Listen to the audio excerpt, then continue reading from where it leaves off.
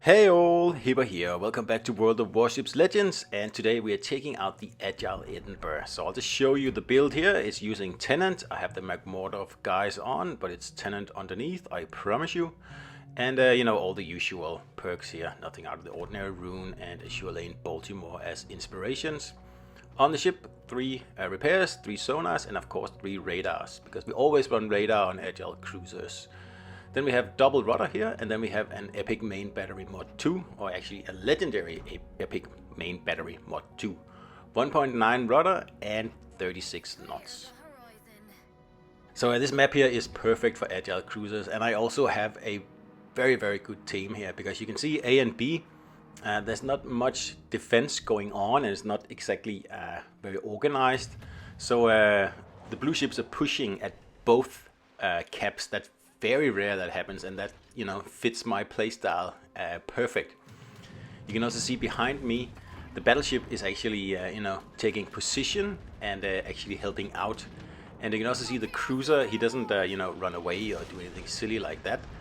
He actually sticks around, and later he's going to have to retreat a little bit, but he doesn't run away, because if you can overwhelm the enemy over on this flank here, and usually it's decided very quickly, you are going to have a huge advantage on this map here, because you can very quickly flank the enemy then, because the C cap usually turns into a bit of a stalemate.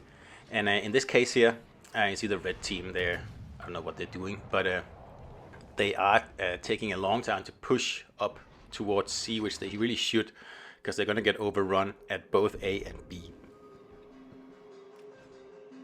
So a big shout out to my team in this match here, because they actually do a really good job. And like I said, it's probably not on purpose, but the way they play just fits the Agile Cruiser playstyle perfectly. Because I'm in here, I'm grabbing this cap. No destroyer is gonna wanna go in here. There is one somewhere out around the B cap area. He's unspotted now, but that's the only destroyer left, right? So I'll grab this cap, and once that's done, I will join the other ships in pushing up along the flank here. And you can see again the battleship here supporting me. He's actually keeping these guys from rushing in here and taking me on and resetting me and keeping me from grabbing the cap. And that's what I always want in battleships on this map. But what usually happens is the battleship sails straight forward and ends up sitting behind the island there to the north, and it just sits there without being able to shoot at anyone, right? And I'm in there in the A cap, and then as soon as the Reds realize that I don't have any backup, they can just push in and grab the flank, right? So thank you very much to the battleship player here on my flank, and also the cruiser player, and also a guy called Boneman. He must be Danish, by the way, because he ends up yanking a few ships as well.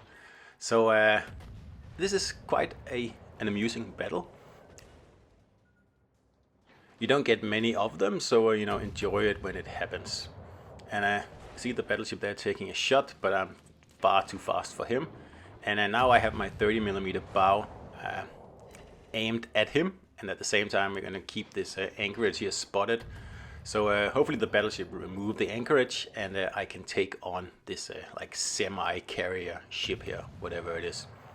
So we got the sonar on in case he goes unspotted, because that's what you want from battleships, right? Backup.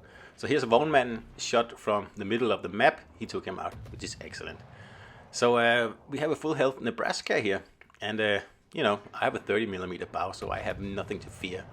So all I gotta do is just get around this guy here, and I'm going so fast that he won't be able to aim at me with his turrets, because again I go 36 knots, and he's trying to bow tank me, and I'm just shooting to see if I can take out his guns, and there's really no other purpose. And he's fired, so I know that he won't be able to fire, at least for a little bit. So we get the torps off, and from now on I will be faster than his turrets, so I can just sit here, broadside onto him and just pummel him with the AP. And you see he's trying to outturn me, getting his turrets on line, but he's not gonna make it. He does take a shot, but I don't know what happened there. Who knows? So that's pretty much the end of this flank over here. You can see the cruiser is following me. The battleship has gone through A, and that means that he'll be able to keep the guys, or the red guys over there at C, pretty much caught over there, because we are equal on ships now. But we have a huge advantage in our positioning now, because I'm going to be able to flank these red guys here, because they have to take B, right? Because they're behind on points. Now they're behind on ships as well.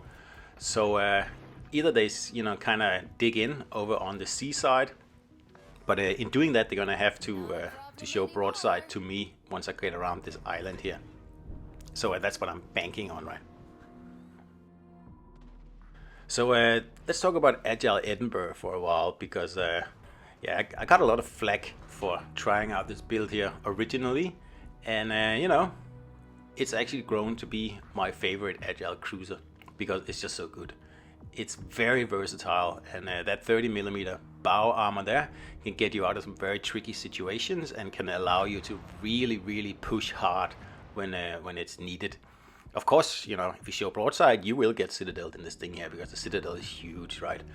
And it's got British AP, it's got torpedoes, it's got sonar, it's got radar, and well, there's really nothing you can't take on in this ship here. It's a real multi-role fighter, which is of course what you want from an Agile cruiser, because the name Agile cruiser doesn't actually refer to the rudder. It refers to the fact that it's a very agile, multi-purpose ship. It can do anything, and it has a lot of equipment. 3 heels, 3 sonars, 3 radars. You give up the damage dealing, a little bit of the damage dealing potential, for just utility, basically. And there's a shot from the Richelieu there, but he's not gonna get anything. So you can see this is really what the whole ship is, the whole game is about. Get at the enemy's broadsides. Don't take them on head on, because that's just a waste.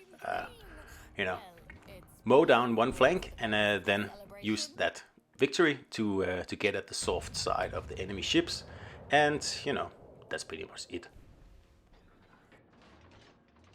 So there's a DD out here in the middle of the cap, just kind of sitting there.